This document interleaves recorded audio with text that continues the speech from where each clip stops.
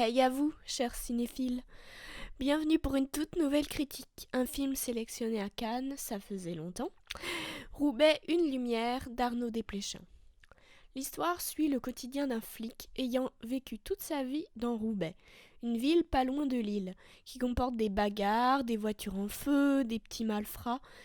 Mais aussi tout ce train-train va changer lorsqu'une vieille dame est assassinée et les deux principales suspectes sont les deux voisines. L'écriture est plutôt complexe. C'est plus un film sur des policiers que un film policier. Le rôle des flics est ici de faire évoluer les coupables comme des acteurs et c'est assez fort. Ils disent qu'ils ne savent pas, ils sont quasi absents, puis ils commencent à avouer, à s'emporter et on ne voit plus qu'eux.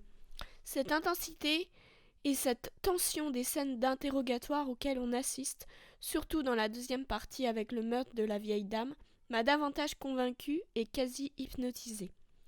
Mais en globalité, à cause de ces deux grosses parties qui font chacune 1 heure, la première qui parle de beaucoup de choses, des généralités qui se transforment en cas plus précis, assez lent dans le rythme, et donc je n'ai pas réussi à rentrer et à être vraiment captivée par ce film.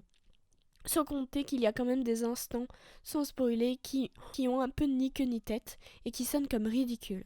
Même s'il a une esthétique immersive, car ça reste vraiment réaliste et humaniste, c'est un film très noir, ça sent la misère, l'ambiance est sombre, lugubre. C'est un film aussi avant tout social, qui en rajoute même un peu trop sur la délinquance, la pauvreté et la misère, avec beaucoup de radicalité. Donc c'est assez déprimant en fait.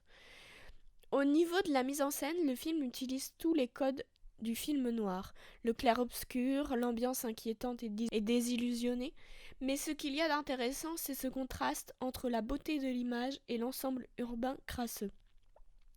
Le réalisateur choisit des paramètres audiovisuels à la fois surprenants, comme le zoom avant sur le flic principal, pas mal de flou, mais d'intéressant aussi, comme les gros plans ou une caméra subjective. En termes de casting, les acteurs secondaires sont naturels, touchants et humains.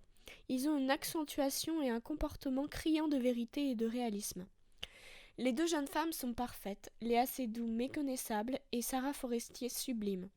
Reinhardt est formidable, j'aime beaucoup son personnage et il forme un duo intéressant avec Roche Dizem, qui lui est un acteur génial. Il est émouvant, c'est le sorte de flic manipulateur mais très gentil. On voit qu'il a une bonté d'âme. Si je devais parler du titre Roubaix, une lumière, je dirais que la lumière évoquée c'est Roche Dizem.